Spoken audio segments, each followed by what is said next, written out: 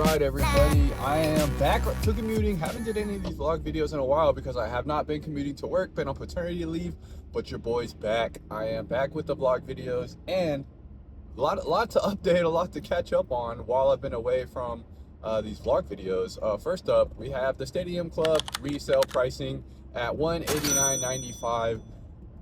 I don't think that's a very good buy, honestly. I really like the product. I really like the price point with tops at $130, but Stadium Club, man, debut product, still a little bit of, details to be released. It looks like there are a ton of parallels whenever it comes to, also adding into the retail component with the Mega and the Blaster. They printed a lot of this. I'm kind of scared of the $189.95 price tag. Now, if you just want a rip, a fun rip, then okay, obviously no big deal. But if you're actually trying to maybe profit from that box, $189 is a little bit steep, but the $130 price point I think is really, really good. Also, some updates on the royalty resale pricing. We still do not have any retail distributors releasing this product, and last year we didn't have any retail distributors release this product until the product was actually released. There was no pre-sale on the big wholesalers, Dave & Adams, Steel City, Blowout Cards. I think that's going to be the same again this year. My plan is to go to my local card shop, pick up a box on release day. It's going to be pricey, and your boy is scared for that price tag. But at least we know that, right? We know this is not going to be anywhere near retail price. I know that I can save, I can work an extra shift or something, and then it will make it a little bit easier. But I don't like the price tag. What we're seeing right now from resellers, $775 on eBay, to $950 on eBay. I saw one from Card Collector 2. It was around $800, I believe. So like, there's a couple places that are already having this for sale. Way too expensive, man. Do not buy that unless you are an idiot like me and you open one of every product. But this is kind of like a project, like a business, right? So it's a little bit different, I think, than the average collector. But definitely be careful if you're thinking about getting a royalty box, because that price is absolutely insane, man.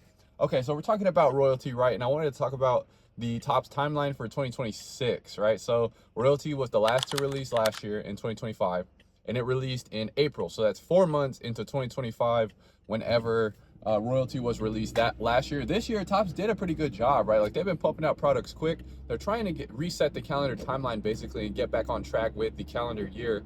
So we have royalty in February, which is 2 months. So they basically gained 2 months on the calendar year for product releases. That's a big deal to me because it hopefully, right? Who knows what they're actually going to do?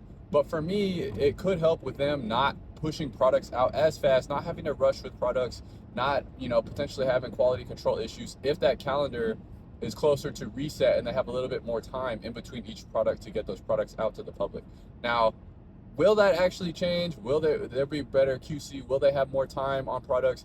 Who knows? They might just be like, hey, we got 2 more months. Let's pump out another additional product for this year and make more money. That definitely could be the case. But I'm at least happy that we're not going to be getting 2025 products, a quarter through the year like we did last year with 2025. So yeah, interesting to see them do that.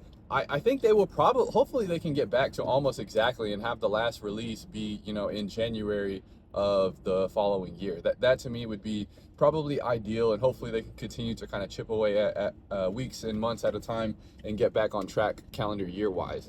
And it's January 1st, so we know that Paramount Plus is officially the only place that UFC is going to be having fights, having events. Now, I am interested about the content, right? So I got my I canceled my ESPN Plus. I got my Paramount Plus subscription, and I was checking it out. It is January 1st, so I'm sure they're going to maybe push more stuff onto the platform as time goes on. But there was nothing on there. I was thinking they might have some stuff on there already. There was nothing on there that I could find. And now, granted, I didn't search too hard. I just typed in UFC in a couple different search places, but I didn't find anything. They have like the teaser video, and they also have, promos for UFC 324. But I was thinking they might backlog some stuff. I was thinking we'd have, old seasons of Tough on there.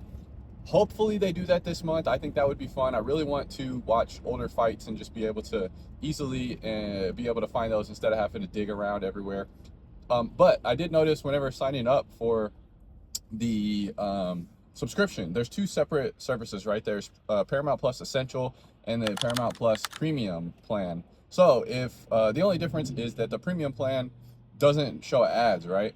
But we are talking about live sports. We're talking about live UFC events. They're going to show ads. So there's no reason, if you're like me and you're buying this just to watch UFC, just to watch live sports, there is zero benefit in you getting the premium plan and paying more money for that. They are still going to show ads on the UFC events. It's built into the broadcast. So if you're thinking you're going to avoid ads by picking the premium plan, that is not the case. And I would just do the essential. So it's $59.99. That is absolutely insane. I love the price point for the amount of things you're getting, you know, and they got away with charging $80, you know, $60 a pay-per-view for so many years that this seems like such a steal, right, for us fans to be able to get every single fight at the price of one event. And this is basically twice as I think ESPN Plus was 100 something.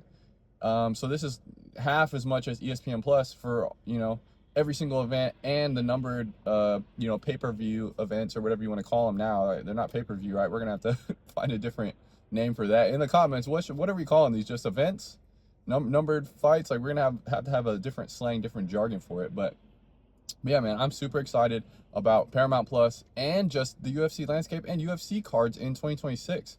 I really think this is going to bring a lot of people that watch sports but aren't really into fighting. I think this is going to bring a lot more eyeballs like that, because if you like watching live sports, like, I don't really like watching I don't like college football. If it's on, you know, every now and then I'll just tune in and kind of zone out and watch it. I think that's going to happen with UFC as well.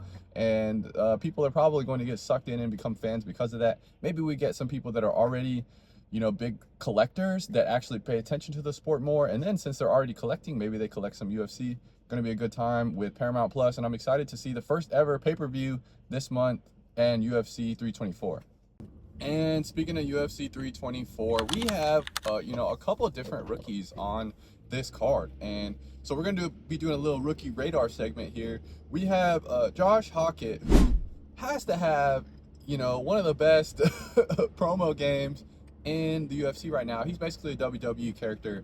Kind of going for the like political leaning character, which honestly not my favorite, but he is good on the mic and he has been delivering some good performances. So he does have a debut Topps patch. Are we gonna get him in 2026? I don't know. We have a lot of debut patches getting, you know, shown around.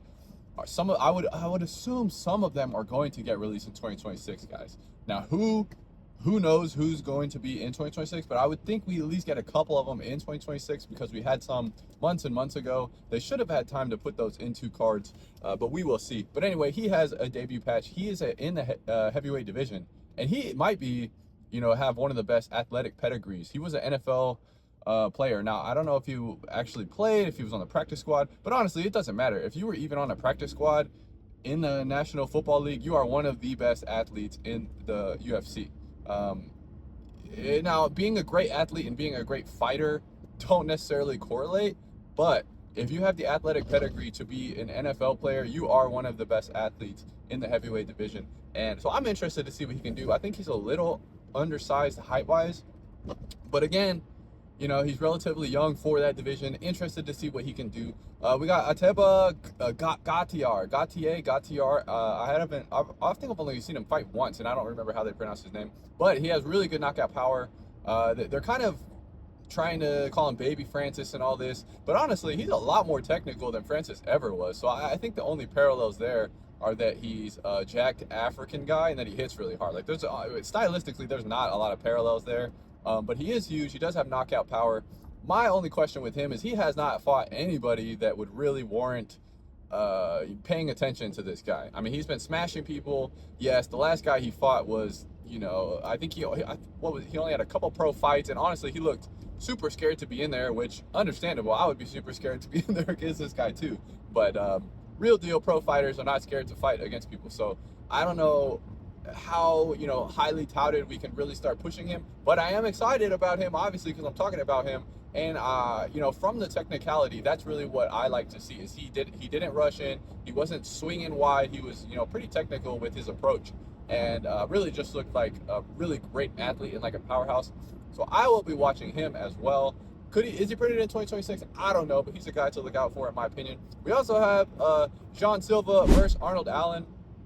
John Silva, 2025 rookie, man. He lost against Diego Lopez, but that was a great fight. And honestly, I thought he was about to finish Diego before he got dropped with that Hail Mary spinning elbow that was beautiful. But I think this guy can really do some crazy stuff in the division. He's also relatively young. He looks older, right, because of like his haircut and the way his hair is, but I want to say he's only like 27, so he's actually relatively young for the sport.